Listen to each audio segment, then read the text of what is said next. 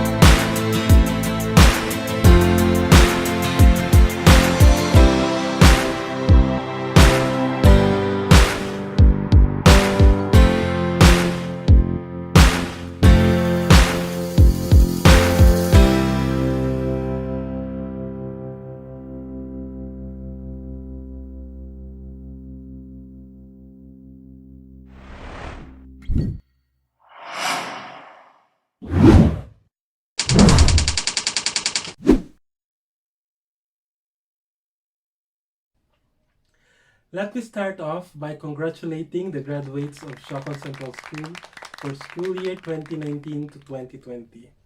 I know it feels weird to have a non-traditional graduation ceremony this year. Even I myself am feeling a bit strange having to deliver this speech in my bedroom. More so, I know you and your parents feel that you are deprived of the once in a lifetime experience to march proudly on your elementary graduation day. You have missed the chance to walk up on stage nervously, hoping that you would not mess up which hand to use to receive the certificate and which one you should use to shake hands with. Parents were robbed the chance to hang on the neck of our awardees their glistening medals. In fact, have the circumstance allowed, I was thinking of a longer yet personal speech in a podium. And I think that's the part of how not having a conventional graduation you should celebrate about. You don't need to sit through an unnecessarily long and maybe boring speech. It is hard to sugarcoat because it is the truth. This global health crisis is a great bummer. In our own slang, Killjoy or KJ, which coincidentally are the initials of my name. And I would say I'm a sort of a KJ myself. Because you know why? Part of me is glad that you could not experience the graduation that you imagined. That sounds quite harsh and unsympathetic, but let me explain why. Because at a young age, this crisis taught you that not everything will go as planned. I know you and your parents have imagined what your graduation would turn out to be. The entrance to the hall, the all too familiar graduation march music, the speeches, the receiving of certificates, the singing of your graduation song. All these constitute to your ideal concept of a graduation. The same is true in life. I know if I'll ask you one by one what you would want to become in the future, some would say you ideally wish to become a teacher. Some would say a police officer or a soldier. Others would say medical worker, an accountant, an engineer, a doctor, a lawyer, or any professional level relatively high paying job. Some of you may not have any idea yet what you would want to become, and that's okay. You're still young and you still have time to figure that out. But ideally, no one dreams to become a sikad driver, or a construction worker, or a garbage collector. I would assume that even our sikad drivers, construction workers, and garbage collectors did not dream to become one themselves. I am not saying this to belittle our manual laborers because their role is as important as other sectors in nation building. And actually, that is my point, that in the real world, they are important and they must be valued. Your ideal concept of your future may not translate into reality. I know those who have access to social media know the concept of expectation versus reality. No one expected to have your graduation like this. But this is the reality now. None of you wish to become a Sika driver. But the truth is, a small portion of you will probably become one. I say this not to discourage you, but to make you realize that no one knows what the future holds, and the strongest armor for the uncertainty of life is preparing for it now. We must prepare not only for the worst, but for the absolute worst, and nothing as strong as an armor as quality education. Quality education could not be achieved by your teachers and the administrators alone. They need your support too. Do not think of schooling as just an instrument to become successful someday. Think of education as success itself. If you see education this way, you will be prepared wherever life may lead you, be it aligned with your ideal future or not. If ever you do become what you wish for someday, with quality education, you will not only become a teacher, a soldier, or an accountant, but one who is of great caliber and can make the nation and the world a better place for those who have not achieved their ultimate goals, while at the same time seeing the worth of each member of the society. And for those who may fail to make their dreams into reality, the quality education you would have acquired, albeit maybe insufficient, will help you assert your worth in a well-functioning society, and thus you will not fall victims of oppression and manipulation. And so I end by repeating that I am partly glad that this graduation turned out this way, but would now want to focus on the word partly. Of course, a greater part of me truly believes that you deserve to have a formal graduation ceremony. That may not be possible, but at least we believe what you deserve. And that is more important than not believing at all.